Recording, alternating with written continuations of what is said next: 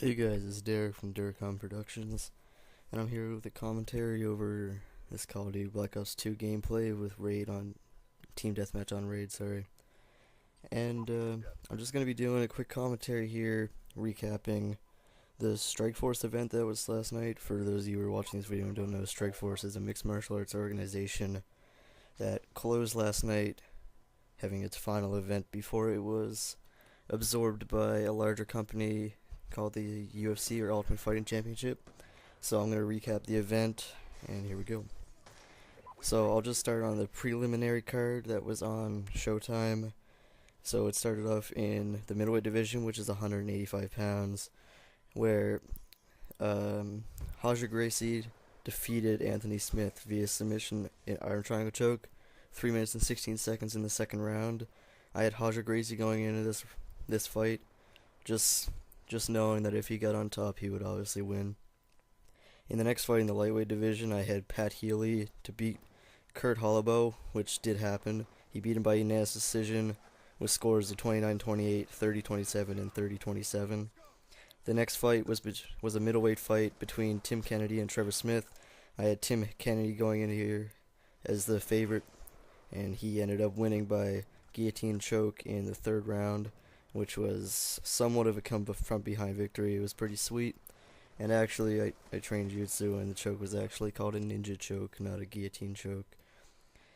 And then in the lightweight division was the son of Randy Couture, Ryan Couture, versus KJ Noons. Some people were calling it a controversial decision. Personally, I thought it was the right call. I scored the fight 29-28 for Couture, but I wouldn't have been disappointed if it would have went the other way. It was that close of a fight. So they scored it 29-28 for Couture, 27-30 for Noons, and 29-28 for Couture. Then they went on to the main card, which was on Showtime, and it started off with a catchweight bout at 194 pounds between Ronaldo Jacare Souza and Ed Herman. And I had Souza going into this fight. Ed Herman was coming down from the UFC, but personally I think Jacare is a UFC level fighter in the first place. So I picked him to win by early submission, and he did. He won by Kimura in 3 minutes and 48 seconds in the first round. The next fight was at light heavyweight between Gegard Mousasi and Mike Kyle. And despite going into the fight, you could obviously see a large size advantage for Kyle over Mousasi. But I knew what Mousasi was capable of, being the former champion of the light heavyweight division. I was pretty confident that he would take Mike Kyle out. I thought it was going to be by TKO from ground and pound, but he ended up getting a rear naked choke at 4 minutes and 9 seconds in the first round. It was quite impressive. Then we had a fight at heavyweight between Josh Barnett and Nandor Guillemino, which, no surprise here, Nandor was just coming in out of nowhere. I mean, he doesn't even have a contract with the Strikeforce. He was like, I don't even know what the odds were. It was like 12-1 for Josh Barnett. There was no way that he was going to lose that fight outside of like a freak knockout or something. But Josh Barnett ended up winning by arm triangle choke at 2 minutes and 11 seconds of the first round. He made it look easy. Then it was another heavyweight fight with Daniel Cormier versus Dion Staring. The odds for this fight were Cormier was 20-1 over Dion Staring. And personally, I don't like Cormier, but it's hard to bet against him when he's 20-1 favorite. And he won by TKO punches at 4 minutes and 2 seconds of the second round. Dion Staring was extremely tough and took a lot of punishment, but he didn't do enough to be able to get away from Daniel Cormier. And finally, was the only fight on the card that I guessed wrong. It was the defending champion Nate Marquardt fighting against the contender Tarek Saffidine in the last fight to ever be on Strikeforce.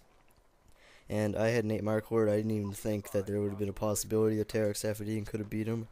But Saffidine utilized the leg kick, shutting down all the combinations that Nate Marquardt could even put together.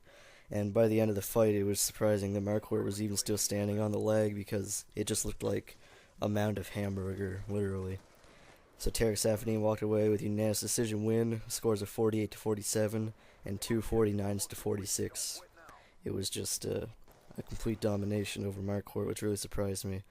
So overall, I would probably give the card like a 3.5, maybe a 4 out of 5. It was a really impressive card. Lots of finishes, my bad. And the decisions that were on there were great fights. So it was a good way for Strikeforce to go out, and I'll be happy to see some of their fighters in the UFC in time to come. So I'm just gonna stop the commentary here, guys, and I'll let the gameplay finish out in the next few seconds. So see you later.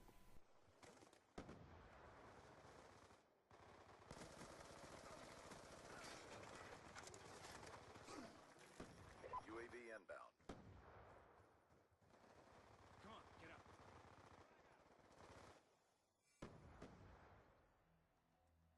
Operation complete. Nice job, squad.